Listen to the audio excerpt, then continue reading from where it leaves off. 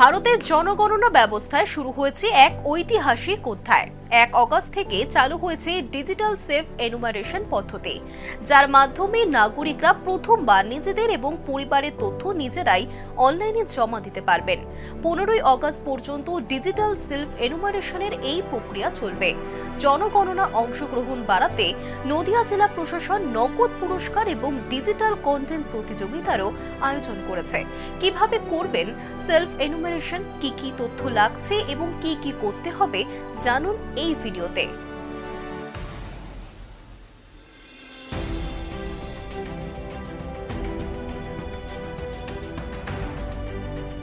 ভারতের জনগণনা ব্যবস্থায় শুরু হলো এক নতুন অধ্যায়। 1 আগস্ট থেকে আনুষ্ঠানিকভাবে চালু হয়েছে ডিজিটাল সেলফ এনুমারেশন পদ্ধতি, যার মাধ্যমে দেশের নাগরিকরা প্রথমবার নিজেদের ও পরিবারের তথ্য নিজেরাই অনলাইনে জমা দেওয়ার সুযোগ পাচ্ছেন। আগামী 15 আগস্ট পর্যন্ত নির্দিষ্ট পোর্টালে লগ ইন করে পরিবারের প্রধান বা তার অনুমোদিত সদস্য প্রয়োজনীয় তথ্য পূরণ করতে পারবেন। এই উদ্যোগের মূল লক্ষ্য হল জনগণনা প্রক্রিয়াকে আরও সহজ, দ্রুত, নির্ভুল ও স্বচ্ছ করে তোলা। কাগজ কলমের পরিবর্তে ডিজিটাল প্রযুক্তির ব্যবহার তথ্য সংগ্রহে ভুলভ্রান্তি কমবে এবং প্রশাসনিক কাজের গতিও বাড়বে বলেই মনে করা হচ্ছে।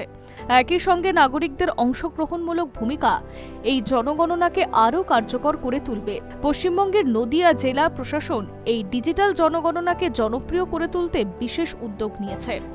সেলফ এনুমারেশনের অংশগ্রহণকারীদের জন্য রাখা হয়েছে নগদ পুরস্কারের জয়ের সুযোগ এবং ডিজিটাল কন্টেন্ট তৈরির প্রতিযোগিতাও। প্রশাসনের দাবি, জনগণনার তথ্য সম্পূর্ণ গোপন রাখা হবে এবং শুধুমাত্র পরিসংখ্যান তৈরির কাজ ব্যবহার করা হবে। ফলে দেশের ইতিহাসে প্রথমবারের মতো প্রযুক্তি নির্ভর জনগণনা প্রক্রিয়া সাধারণ মানুষের জন্য প্রত্যক্ষ অংশগ্রহণের পথ খুলে গেল।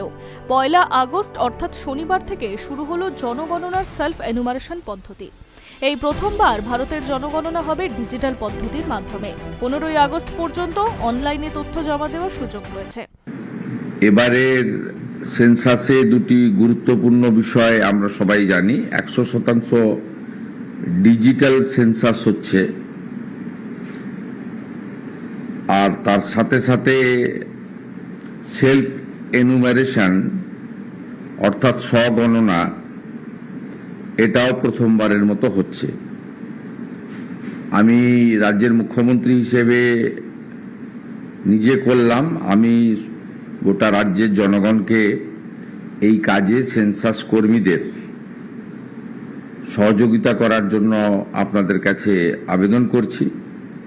আপনারা নিজেরাও স্বগণনা অর্থাৎ সেলফ এনুমারেশন যে সুবিধা সেটা আপনারা গ্রহণ করবেন এবং ac.census.gov.in এর মাধ্যমে 1 থেকে 15 আগস্ট 2026 পর্যন্ত পরিবারের তথ্য অনলাইনে জমা দিতে পারবেন। এই তথ্য সম্পূর্ণ গোপনীয়, আইনগতভাবে সুরক্ষিত, শুধুমাত্র পরিসংখ্যান, পরিকল্পনা ও উন্নয়নের জন্য ব্যবহৃত হবে। ব্যক্তিগত তথ্য প্রকাশ বা অপব্যবহার করার সুযোগ এক্ষেত্রে নেই। কিন্তু কিভাবে করবেন এই সেলফ এনুমারেশন? পরিবারের প্রধান বা তার অনুমোদিত পরিবারের কোনো সদস্য এই পোর্টালে লগ ইন করে বাড়ি বা তার পরিবারের প্রয়োজনীয় তথ্য নিজেই পূরণ করতে পারবেন। প্রথমে স্ক্রিনে দেওয়া যে ওয়েবসাইটটি দেখা যাচ্ছে, সেই পোর্টালে গিয়ে ক্লিক করতে হবে। তারপর নির্দিষ্ট রাজ্য বা কেন্দ্রশাসিত অঞ্চল বেছে নিতে হবে। এরপর একটি ক্যাপচা আসবে, সেই ক্যাপচাতে কোডটা ঠিকমতো পূরণ করতে হবে। পরিবার পিছু যে কোনো একজন ব্যক্তি সেলফ এনুমারেশন প্রক্রিয়া সম্পন্ন করতে পারবেন। পরিবারের প্রধানের নাম, মোবাইল নম্বর দিতে হবে, এছাড়া ইমেল আইডিও দিতে পারেন। প্রতিটি পরিবারের জন্য কেবল একটি করে মোবাইল নম্বর ব্যবহার করা যাবে, একটির একাধিক নয়। একবার একটি মোবাইল নাম্বার নথিভুক্ত হয়ে গেলে তা অন্য কোনো পরিবারের জন্য কিন্তু ব্যবহার করা যাবে না। পছন্দের ভাষা নির্বাচন করতে হবে। নথিভুক্ত বা রেজিস্টার্ড মোবাইল নম্বরে ওটিপি যাবে। যিনি সেলফ এনুমারেশন করছেন তার জেলা নির্বাচন করে পিনকোড লিখতে হবে। তারপর এলাকার নাম সঠিকভাবে উল্লেখ করতে হবে। তারপর ডিজিটাল মানচিত্রে থাকা লাল মার্কার ড্র্যাগ করে সরাসরি ক্লিক করে নিজের বাড়ির ঠিকানা ও অবস্থান চিহ্নিত করতে হবে। স্ক্রিনে টুলটিপ, এফএকিউ এবং প্রয়োজনীয় নির্দেশ দেওয়া থাকবে, সেগুলি দেখে সব প্রশ্নের উত্তর সঠিক দিতে হবে। প্রিভিউ স্ক্রিন আসবে, যেখানে যা যা তথ্য আপনি দিয়েছিলেন সেগুলি আরেকবার যাচাই করতে পারবেন। তথ্য সব ঠিক থাকলে ফাইনাল সাবমিশন করতে পারবেন। তারপর আসবে কনফার্ম বা সাবমিটের অপশন, সেখানে ক্লিক করলেই সব তথ্য আপনার জমা পড়ে যাবে। একবার ফাইনাল সাবমিশন করে দিলেই আর কোনো তথ্য সংশোধন কিন্তু করা যাবে না। যে গুরুত্বপূর্ণ বিষয়গুলি অবশ্যই মনে রাখা জরুরি: একটি পরিবারে একটি মাত্র মোবাইল নম্বর ব্যবহার করা যাবে। একবার কোনো মোবাইল নাম্বার সেলফ এনুমারেশনের জন্য রেজিস্টার্ড হয়ে গেলে সেটি অন্য কোনো পরিবারের ক্ষেত্রে ব্যবহার করা যাবে না। রেজিস্ট্রেশনের পর পরিবারের প্রধানের নাম পরিবর্তন কিন্তু করা যাবে না। সমস্ত তথ্য পরিবারের প্রধানের পক্ষ থেকেই জমা করতে হবে। এর পরের ধাপে গৃহ তালিকার প্রস্তুতিকরণের প্রশ্নপত্র খুলবে। অধিকাংশ প্রশ্নই থাকবে বিকল্প ভিত্তিক। নাম লেখার জন্য থাকবে ভার্চুয়াল কিবোর্ডের সুবিধা, বা ফোনের কিপ্যাডও আপনি ইউজ করতে পারেন। কোনো প্রশ্ন বুঝতে অসুবিধা হলে FAQ বা টুলটিপ ব্যবহার করে প্রয়োজনীয় ব্যাখ্যা জেনে নিতে পারবেন। কোনো তথ্য অসম্পূর্ণ থাকলে সিস্টেম নিজেই সতর্ক করবে।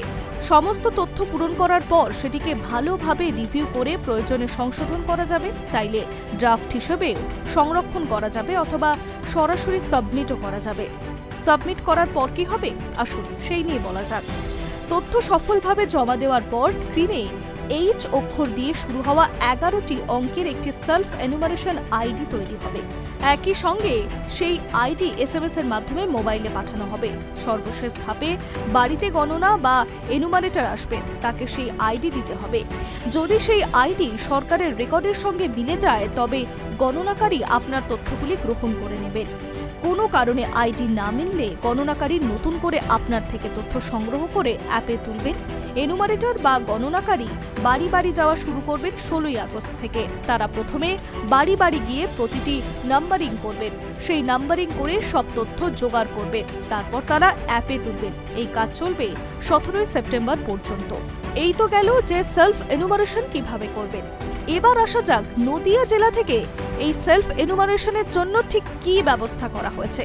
যে ব্যবস্থা বেশ আকর্ষণীয়। শুরু হচ্ছে 2026-27 জনগণনা ডিজিটাল সেলফ এনুমারেশন, যা সাধারণ মানুষের অংশগ্রহণ বাড়াতে অভিনব উদ্যোগ নিল নদিয়া জেলা প্রশাসন। নিজেদের ও পরিবারের তথ্য সেলফ এনুমারেশনের মাধ্যমে জমা দিলেই থাকছে নগদ পুরস্কার জেতার সুযোগ। অংশগ্রহণকারীদের মধ্যে থেকে ড্র অফ লস্ট এর মাধ্যমে বিজয়ী নির্বাচন করা হবে। একটি সাংবাদিক বৈঠক করে এই উদ্যোগের কথা জানিয়েছে নদিয়ার জেলা প্রশাসনের কর্তারা।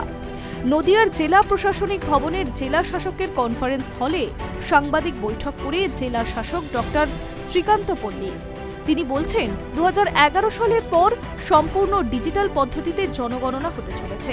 কাগজ কলমের পরিবর্তে ট্যাব, মোবাইল ফোনের মাধ্যমে তথ্য সংগ্রহ করা হবে।